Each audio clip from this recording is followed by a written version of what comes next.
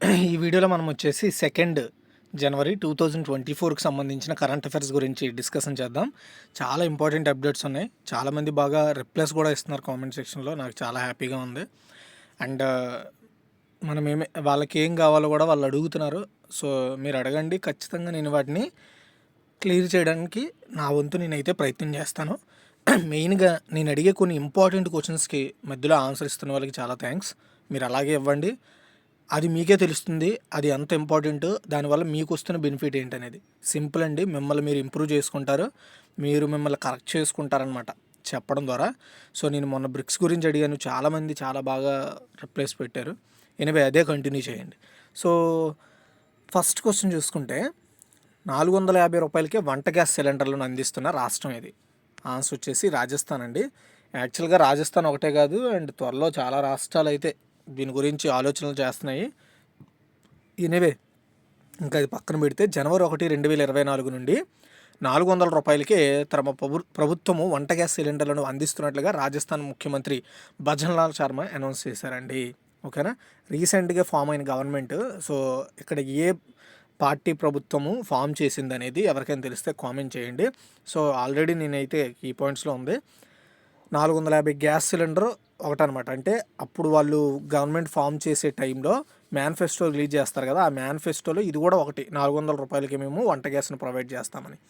రసోయి gas cylinder subsidy పథకం కింద ఈ మొత్తం లబ్ధిదారులకి బదిలీ చేస్తారు ఈ డబ్బులు. ఓకే, సో ముఖ్యమంత్రి ప్రకటన ప్రకారం ఏడాదిలో లబ్ధిదారులు మొత్తం 12 సిలిండర్లు తీసుకోవచ్చు. దీంతో రాష్ట్రంలో పేద మహిళలకు వంటగది ఖర్చుల భారం తగ్గడం ద్వారా ఉపశమనం లభిస్తుంది. ఫర్ ఎగ్జాంపుల్ 1000 రూపాయలు మీ దగ్గర ఛార్జ్ చేశారనుకోండి, ఆ 1000 రూపాయల్లో హాఫ్ మనీని మళ్ళీ మీకు రిఫండ్ చేసేస్తారనమాట. కేవలం 450 రూపీస్ మాత్రమే ఛార్జ్ చేసి మిగతా డబ్బులు మీ బ్యాంక్ అకౌంట్కి వేసేస్తామని చెప్తున్నారు. బట్ ఇది ఏంటనేది చూద్దాం. నెక్స్ట్ సెకండ్ వన్, తిరుచిరాపల్లి అంతర్జాతీయ విమానాశ్రయం నూతన టెర్మినల్ భవనాన్ని ఎవరు ప్రారంభించారు? ఆన్సర్ వచ్చేసి నరేంద్ర మోదీ అండి. మోదీ గారు తమిళనాడులోని తిరుచిరాపల్లి విమానయానం, రైలు, రోడ్డు, చమురు మరియు గ్యాస్, షిప్పింగ్, ఉన్నత విద్యా రంగాలకు సంబంధించిన ఓవరాల్గా 20,000 కోట్ల రూపాయల విలువైన అభివృద్ధి ప్రాజెక్టులకు ఆయన ప్రారంభించడము అండ్ కొత్త వాటికి శంకుస్థాపన చేయడం జరిగింది. తిరుచిరాపల్లి ఇంటర్నేషనల్ ఎయిర్పోర్ట్ యొక్క కొత్త టెర్మినల్ బిల్డింగ్ను కూడా ఆయన ప్రారంభించారు. ఈ టెర్మినల్ కన్స్ట్రక్షన్కి 1,100 కోట్ల రూపాయలు అయితే ఖర్చు అయింది. అండ్ ఈ ఎయిర్పోర్ట్ ద్వారా ప్రతి సంవత్సరం 44 లక్షల మందికి పైగా ట్రావెల్ చేస్తూ ఉంటారు. దాదాపు 3,500 మంది ప్రయాణికులకు సేవలు అందిస్తుంది అనమాట ఒకే రోజు, రద్దీ సమయాల్లో కూడా. ఓకేనా, ఇది. తర్వాత థర్డ్ వన్, భారతదేశం మరియు ఏ దేశం మధ్య డెసర్ట్ సైక్లోన్ అనే వ్యాయామం యొక్క మొదటి ఎడిషన్ ప్రారంభమైంది? డెసర్ట్ సైక్లోన్ ఫస్ట్ టైం ఇది నేను కండక్ట్ చేస్తున్నారు ఈ ఎక్సర్సైజ్ని. దీని యొక్క ఫస్ట్ ఎడిషన్ ప్రారంభమైంది. ఇండియా ఏ దేశంతో కలిసి ఈ డెసర్ట్ సైక్లోన్ అనే ఎక్సర్సైజ్ని కండక్ట్ చేస్తుందంటే యునైటెడ్ అరబ్ ఎమిరేట్స్ అండి. అంటే మనం దీన్ని యూఏఈ అంటాం షార్ట్కట్లో. ఓకే, చూడండి, ఆన్సర్ వచ్చేసి యుఏఈ. భారతదేశము, యునైటెడ్ అరబ్ ఎమిరేట్స్ కలిసి జాయింట్ మిలిటరీ ఎక్సర్సైజ్, దీని పేరు డెసర్ట్ సైక్లోన్ అనమాట. ఇదే ఫస్ట్ ఎడిషన్. అంటే 2020లోనే దీన్ని స్టార్ట్ చేశారు ఫస్ట్ టైం ఈ ఎక్సర్సైజ్ని. ఈ వ్యాయామం రాజస్థాన్లోని మహాజాన్లో జనవరి 2 నుండి 15 వరకు కూడా కండక్ట్ చేస్తారు. యూఏఈ బృందంలో జాయేద్ ఫస్ట్ బి గ్రేడ్కి చెందిన దళాలు, మన ఇండియాకి చెందిన 45 మందితో ఇండియన్ ఆర్మీ సిబ్బంది ఇందులో పాల్గొంటున్నారనమాట. శాంతి నిర్వహణ కార్యకలాపాలపై ఐక్యరాజ్య సమితి చార్టర్లోని 7 అధ్యయనం కింద ఎడారి, సెమీ ఎడారి భూభాగాల్లో అంతర్నిర్మిత ప్రాంతంలో ఫైటింగ్తో సహా ఉప సాంప్రదాయ కార్యకలాపాల్లో పరస్పర చర్యను మెరుగుపరుచుకోవడమే దీని ఉద్దేశం అనమాట.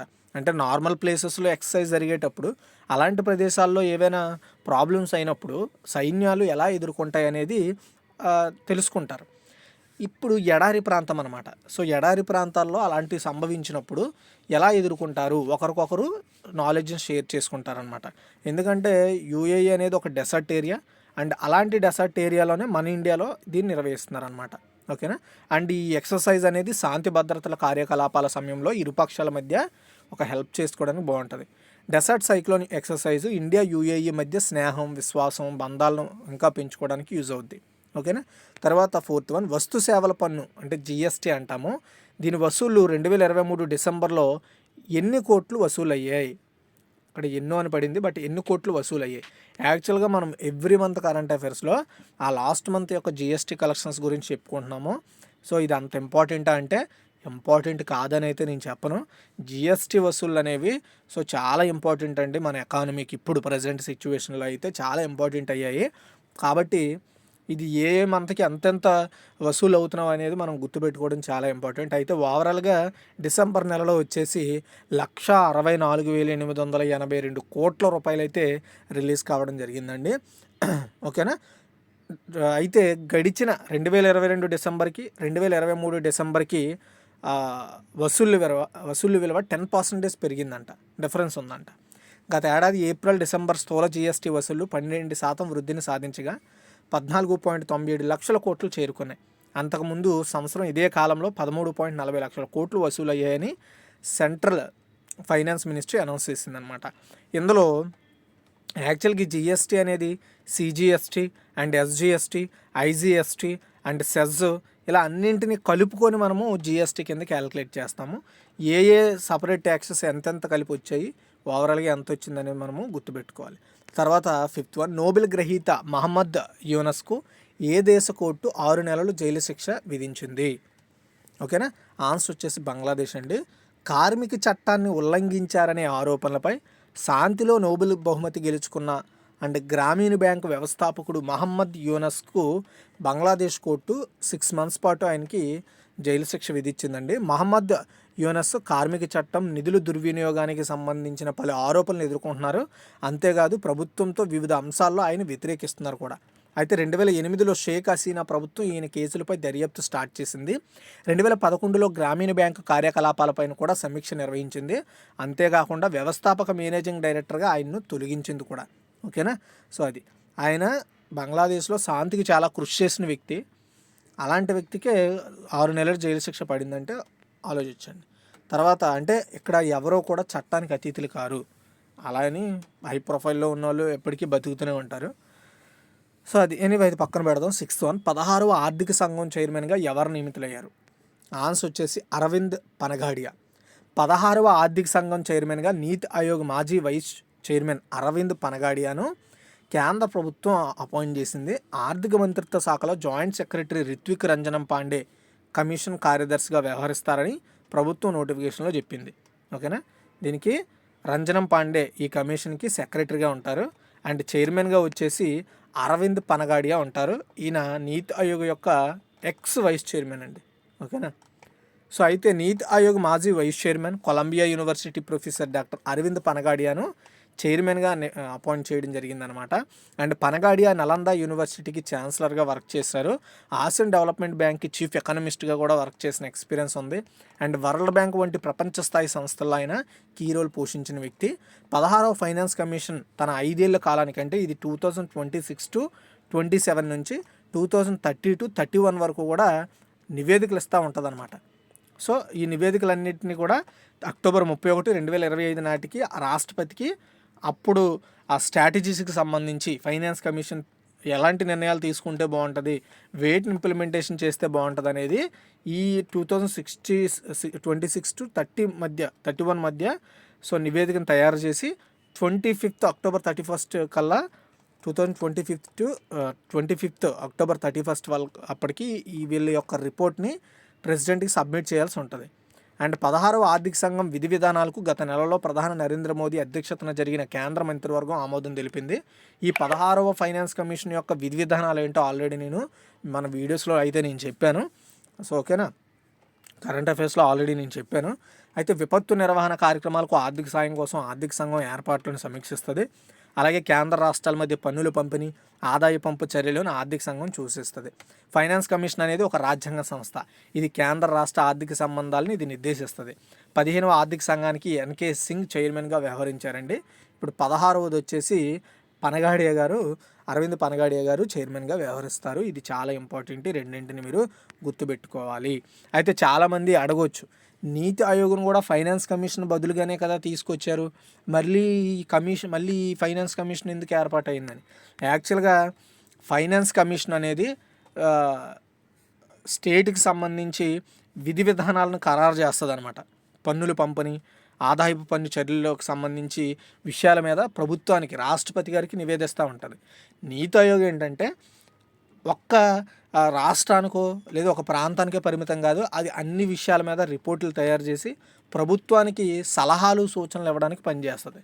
అన్ని విధానాలు కలిపి ఒక్క స్టేట్ ఎకానమీ గురించి, స్టేట్ ఫండ్స్ని డివైడ్ చేయడం గురించి మాత్రమే కాదు నీతి ఆయోగ్ పనిచేసేది. ఓకే, అండ్ నీతి ఆయోగ్ అంటూ ఏ పర్టికులర్ టైం లేదు, బట్ ఫైనాన్స్ కమిషన్కి మాత్రం టైం ఉంటుంది. ఆ టైం వరకే పనిచేస్తుంది. ఆ టైం వరకు వాళ్ళు ఇవ్వాల్సిన రిపోర్ట్లు ఇచ్చేస్తారు. ఆ తర్వాత కమిషన్ నార్మల్ అయిపోద్ది. తర్వాత 7, కియా ఇండియా కొత్త మేనేజింగ్ డైరెక్టర్ అండ్ సీఈఓగా ఎవరు నియమితులయ్యారు? గ్వాంగులీ అండి. కియా ఇండియాకి కొత్త ఎండి అండ్ సీఈఓగా గ్వాంగులీ అపాయింట్ అయ్యారు. కియా కార్పొరేషన్తో 36 ఏళ్ల ప్రయాణంతో పాటు కియా ఇండియాతో 4 సంవత్సరాల పాటు వర్క్ చేసిన రిటైర్ అయిన తేజిన్ పార్క్ తర్వాత లీ ఆ స్టెప్ తీసుకున్నారు, ఆ పొజిషను. కియా ప్రస్తుతం ఇండియా మార్కెట్లో సెల్టోస్, సోనెట్, కాన్స్తో సహా 5 మోడల్ను అమ్ముతోంది.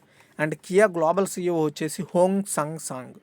ఓకే, తర్వాత 8, ఉత్పత్తి అనుసంధాన ప్రోత్సాహక పథకం, దాన్ని పిఎల్ఐ స్కీమ్ అంటారు. పిఎల్ఐ అంటే ఏంటంటే ప్రొడక్ట్ లింక్డ్ ఇన్సెంటివ్ అండి.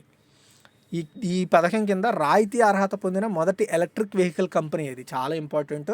ఆన్సర్ వచ్చేసి ఓలా అండి, Ola electric.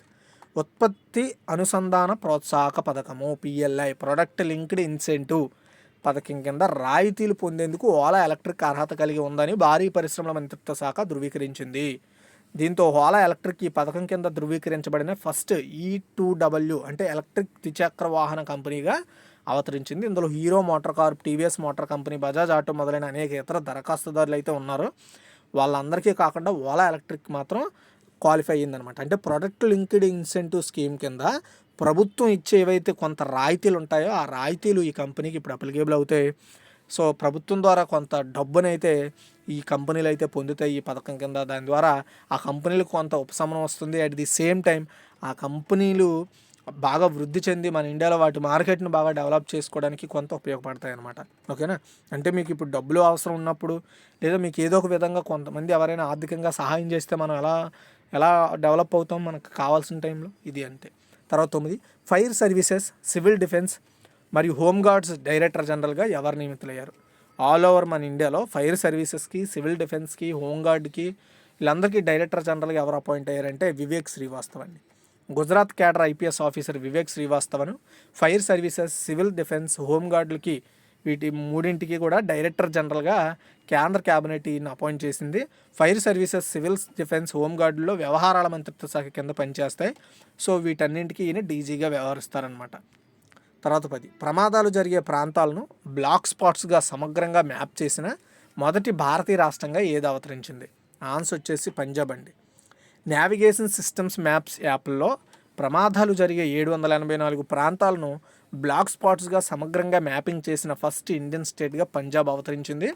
January 1, 2024 Punjab director general of police Gaurav Yadav గారు ఈ ప్రకటన చేశారు. మ్యాప్ మై ఇండియా ద్వారా అభివృద్ధి చేయబడిన నావిగేషన్ సిస్టమ్ మ్యాప్స్ యాప్ ద్వారా ఇది సాధ్యం అవుతుంది అనమాట. సో ఈ యాప్ అయితే నా దగ్గర ఉంది. యాక్చువల్గా నేను ఈ యాప్ని డౌన్లోడ్ చేసుకోవడానికి మెయిన్ రీజన్ ఏంటంటే నేను కొన్ని వీడియోస్లో చూసాను. ఏంటంటే మనకి ఇన్ కేసు బ్రిడ్జ్ వచ్చినప్పుడు మ్యాప్లో మనకు తెలియదు బ్రిడ్జ్ కింద నుండి దారి ఉందా లేదా పై నుండే దారి ఉందా, మనం కింద నుండి వెళ్తే ఎక్కడికి వెళ్తాం ఏంటనేది మనకు తెలియదు. కానీ వాటిని యాక్చువల్ మన గూగుల్ మ్యాప్స్లో చూస్తే అలా తెలియదు ఆ దారి ఉందో లేదో. కానీ ఈ మ్యాప్స్ అనే యాప్లో చాలా క్లారిటీ తెలుస్తుందండి. నాకు ఆ ఫ్యూచర్ నచ్చింది. నేను ఒకసారి చూశాను కూడా, నాకు చాలా బాగుంది. అంటే నెక్స్ట్ మనకి పెట్రోల్ ఎంతవరకు వస్తుంది అండ్ తర్వాత పెట్రోల్ బంక్ నెక్స్ట్ ఎక్కడ ఉంది అన్నీ కూడా అక్కడ చాలా మంచిగా ఫీచర్స్ ఉంటాయి ఇందులో. కాబట్టి ఈ యాప్ ద్వారా టైఅప్ అయ్యి పంజాబ్ ఏం చేసిందంటే ఎక్కడెక్కడ యాక్సిడెంట్ జరుగుతాయో వాళ్ళ రాష్ట్రంలో ఆ యాక్సిడెంట్ జోన్ అన్నింటినీ కూడా ఇందులో పొందుపరిచింది. దీని ద్వారా నడిపే వాళ్ళు ఆ మ్యాప్స్ని చూసేటప్పుడు కొంచెం జాగ్రత్త పడతారు కదా, అంతే, ఇంకేం లేదు. దాని ద్వారా ప్రమాదాలు నివారించవచ్చు. అండ్ దీనికి అనుగుణంగానే ఆ రాష్ట్ర ప్రభుత్వము రోడ్ సేఫ్టీ ఫోర్స్ అనే ప్రత్యేక పోలీసు బృందాన్ని కూడా ఏర్పాటు చేసింది కదా. దాంతో ఈ మ్యాప్స్ అనే యాప్ ద్వారా కనెక్ట్ చేసి ఇలాంటి రోడ్డు ప్రమాదాలు జరగకుండా చూస్తారు. నెక్స్ట్ 11, భారతదేశ డైరెక్టర్ జనరల్స్ మరియు ఇన్స్పెక్టర్ జనరల్స్ ఆఫ్ పోలీస్ యొక్క 58వ వార్షిక సమావేశం ఎక్కడ జరిగింది లేదా జరుగుతోంది? ఇప్పుడైతే జరుగుతోంది, ఫ్యూచర్లో జరిగిందని అడుగుతాడు. ఆన్సర్ వచ్చేసి జైపూర్ అండి. భారతదేశం అంతటా కూడా నిర్వహించబడే director generals, inspector generals of police ఈ యొక్క 58వ వార్షిక సమావేశం రాజస్థాన్లోని జైపూర్లో జరుగుతుంది. అంటే మన ఇండియా అంతా ఉండే డైరెక్టర్ జనరల్స్, నెక్స్ట్ లైక్ డీజీపీలు, నెక్స్ట్ వచ్చేసి ఐజీపీలు, ఇలా కొన్ని పోస్టులు ఉంటాయి కదా, ఆ ప్రముఖ పోలీస్ స్థాయి వ్యక్తులు, ఆ లెవెల్ వ్యక్తులు ఒక దగ్గర చేరి మీటింగ్ పెట్టుకుంటారనమాట ఎవ్రీ ఇయర్ కూడా. సో అలా 58వ వార్షిక సమావేశం రాజస్థాన్లో స్టార్ట్ అయింది. జనవరి 5th to 7th మధ్య 3 days పాటు వ్యతిరేకత, తిరుగుబాటు వ్యతిరేకత, సైబర్ భద్రత వంటి ముఖ్యమైన అంశాలపై చర్చిస్తారు. ఇంటెలిజెన్స్ బ్యూరో 1920లో భారతదేశం మొట్టమొదటి ఐజీపీలు సమావేశాన్ని నిర్వహించింది. అప్పటి నుండి ఈ మీటింగ్స్ న్యూఢిల్లీలో క్రమం తప్పకుండా నిర్వహిస్తున్నారు. స్వాతంత్ర అనంతరం జరిగిన మొదటి సదస్సును 1950 జనవరి 12న దేశ తొలి హోంమంత్రి సర్దార్ వల్లభాయ్ పటేల్ గారు ఈ మీటింగ్ స్టార్ట్ చేశారు. ఓకేనా. అప్పటి నుండి ఇంకా స్పీడ్గా ఈ మీటింగ్లు ఎవ్రీ ఇయర్ కూడా కండక్ట్ చేయడం జరుగుతుందండి. నెక్స్ట్ 12, ఐక్యరాజ్య సమితి భద్రతా మండలి ఆఫ్ఘనిస్తాన్లో శాంతి కోసం ప్రత్యేక ప్రతినిధిగా ఎవరిని నియమించబడ్డారు, లేదా ఎవరిని నియమించిందని కూడా అడగవచ్చు. ఆన్సర్ వచ్చేసి హమీద్ కర్జాయ్ అండి. ఆఫ్ఘనిస్తాన్లో ప్రజెంట్ సిచ్యువేషన్ ఎలా ఉందో మనకు తెలుసు. అక్కడ పీస్ కోసం ప్రత్యేక రాయబారిగా ఐక్యరాజ్య సమితి భద్రతా మండలి మాజీ ఆఫ్ఘన్ అధ్యక్షుడైన హమీద్ కర్జాయ్ను అపాయింట్ చేసిందండి. భద్రతా మండలిలో తీసుకొచ్చిన ఈ తీర్మానంపై ఓటింగ్కు చైనా, రష్యా దూరంగా ఉండగా 13 దేశాలు ఈ తీర్మానానికి మద్దతు తెలిపాయి. 2021లో ఆఫ్ఘనిస్తాన్లో తాలిబాన్ల అధికారాన్ని చేజిచ్చుకోవడం గమనించాల్సిన విషయం. ఓకేనా, అది. సో అక్కడ పీస్ను ప్రోత్సహించడానికి ఆయన పనిచేస్తారండి ఐక్యరాజ్య సమితి ద్వారా. నెక్స్ట్ 13, 18 మిలియన్ టన్నుల లిథియంను కలిగి ఉన్న ప్రపంచంలోనే అతిపెద్ద లిథియం నిక్షేపాన్ని ఏ సముద్రం కింద కనుగొన్నారు? చాలా ఇంపార్టెంట్ అండి. ఆన్సర్ వచ్చేసి సాల్టన్ సముద్రం అండి. యుఎస్ అంటే united states department of energy కాలిఫోర్నియాలోని సాల్టన్ సముద్రం కింద 18 మిలియన్ టన్నుల లిథియంను కలిగి ఉన్న ప్రపంచంలోనే అతిపెద్ద లిథియం నిక్షేపాన్ని కనుగొన్నారు. సాల్టన్ సముద్ర ప్రాంతంలో మొత్తం వనరులు 3400 కిలోటన్నుల కంటే ఎక్కువ లిథియంను ఉత్పత్తి చేయగలవు. దీని విలువ $540 బిలియన్ అండి. ఎలక్ట్రిక్ వాహనాల కోసం 375 మిలియన్ల కంటే ఎక్కువ బ్యాటరీలను తయారు చేయడానికి ఇది వాడతారు. దేశంగా లభించే లిథియంను సంగ్రహించడానికి, శుద్ధి చేయడానికి, ఉత్పత్తి చేయడానికి అమెరికా ప్రస్తుతం పారామిత సామర్థ్యాలు కలిగి ఉన్నందున ఈ ఆవిష్కరణ యునైటెడ్ స్టేట్స్కు చాలా ప్రయోజనం. అంటే ఇప్పటికే అక్కడ కావాల్సినంత సోర్స్ ఉంది, ఇప్పుడు దొరికింది మాత్రం వీళ్ళకి అడిషనల్ సోర్సు. దీని ద్వారా దీన్ని ఇతర దేశాలకు అమ్ముకోవడం ద్వారా అమెరికా చాలా ఎక్కువ మొత్తాన్ని వాళ్ళు పోగేసుకునే ఛాన్స్ ఉంటుంది. అండ్ ఇది సాధారణంగా చిలీ, అర్జెంటీనా నుండి దాని లిథియంలో సగం దిగుమతిని చేసుకుంటుంది. అదే వీళ్ళ మార్కెటింగ్ బాగా పెరిగింది అనుకోండి, వీళ్ళ ఎకానమీ పరంగా ఇంకా డెవలప్ అయిపోద్ది అనమాట అమెరికా. ఇంకా ఎక్స్ట్రా ఫండ్ ఉంటుంది వాళ్ళ దగ్గర. ఓకే. అయితే సాల్టన్ సముద్రం గురించి చూసుకుంటే ఇది దక్షిణ కాలిఫోర్నియా దిగువ కొలరాడో ఎడారిలో ఒక నిస్సారమైన ఉప్పునీటి సరస్సు. ఇది పర్వత శ్రేణుల మధ్య సముద్ర మట్టానికి దిగువన ఉన్న భౌగోళిక మాంద్యం. ఇంకా లిథియం గురించి చూసుకుంటే ఇది ఒక రసాయన మూలకం, దీని చిహ్నం Li. అండ్ సో ఇది వెండిలా మెత్తగా తెల్లగా ఉంటుంది. ఇది తేలికైన లోహం, తేలికైన ఘనమూలకం కూడా. ఇది ఆల్కలిన్ అండ్ అరుదైన లోహం. లిథియం పరమాణు సంఖ్య 3 మరియు పరమాణు బరువు వచ్చేసి 6.941 U అనమాట. ఓకే, ఇదిగే సో ఓవరాల్గా ఈరోజు టోటల్ కరెంట్ అఫైర్స్. మీకు ఈ వీడియో నచ్చింది అనుకుంటున్నాను. నచ్చితే లైక్ చేసి షేర్ చేయండి. క్విక్ రివ్యూ ఒకసారి చూద్దాం. 450 రూపాయలకి వంట గ్యాస్ సిలిండర్లు అందిస్తున్న రాష్ట్రం రాజస్థాన్. అండ్ తిరుచిరాపల్లి అంతర్జాతీయ విమానాశ్రయ నూతన టెర్మినల్ భవనాన్ని ఎవరు ప్రారంభించారంటే నరేంద్ర మోదీ. అండ్ భారతదేశం మరి ఏ దేశం మధ్య డెసర్ట్ సైక్లోన్ మొదటి ఎడిషన్ ఎక్సర్సైజ్ ప్రారంభమైందంటే UAE. అండ్ వస్తు సేవల పన్ను అంటే GST వసూలు 2023 డిసెంబర్లో ఎన్ని కోట్లు వసూలు అయ్యాయి అంటే 1,64,882 కోట్లు. నోబెల్ గ్రహీత మహమ్మద్ యూనస్కు ఏ దేశ కోర్టు 6 నెలల జైలు శిక్ష విధించింది అంటే బంగ్లాదేశ్. ఆయన పీస్లో నోబెల్ బహుమతి అందుకున్నారు. 16 ఆర్థిక సంఘం చైర్మన్గా ఎవరు అపాయింట్ అయ్యారంటే అరవింద్ పనగాడియా. తర్వాత వచ్చేసి కియా ఇండియా కొత్త మేనేజింగ్ డైరెక్టర్గా CEOగా ఎవరు నియమితులయ్యారంటే గ్వాంగులీ. ఉత్పత్తి అనుసంధాన ప్రోత్సాహక పథకం కింద రాయితీ అర్హత పొందిన మొదటి ఎలక్ట్రిక్ వెహికల్ కంపెనీ ఏది అంటే ఓలా ఎలక్ట్రిక్ అండి. Fire services, civil defence, home guards director జనరల్గా ఎవరు అపాయింట్ అయ్యారంటే వివేక్ శ్రీవాస్తవ. ప్రమాదాలు జరిగే ప్రాంతాలను బ్లాక్ స్పాట్స్గా సమగ్రంగా మ్యాపింగ్ చేసిన మొదటి ఇండియన్ స్టేట్ ఏది అంటే పంజాబ్ అండి. నెక్స్ట్ భారతదేశ director generals, inspector generals of police యొక్క 58వ వార్షిక సమావేశం ఎక్కడ జరిగిందంటే జైపూర్. ఐక్యరాజ్య సమితి భద్రతా మండలి ఆఫ్ఘనిస్తాన్లో శాంతి కోసం ప్రత్యేక ప్రతినిధిగా ఎవరు నియమించిందంటే హమీద్ కర్జాయ్ అండి. అండ్ 18 మిలియన్ టన్నుల లిథియంను కలిగి ఉన్న ప్రపంచంలో అతిపెద్ద లిథియం నిక్షేపాన్ని ఏ సముద్రం కింద కనుగొన్నారంటే సాల్టన్ సముద్రం. ఓవరాల్గా ఇది ఇన్ఫర్మేషన్. Thanks for watching.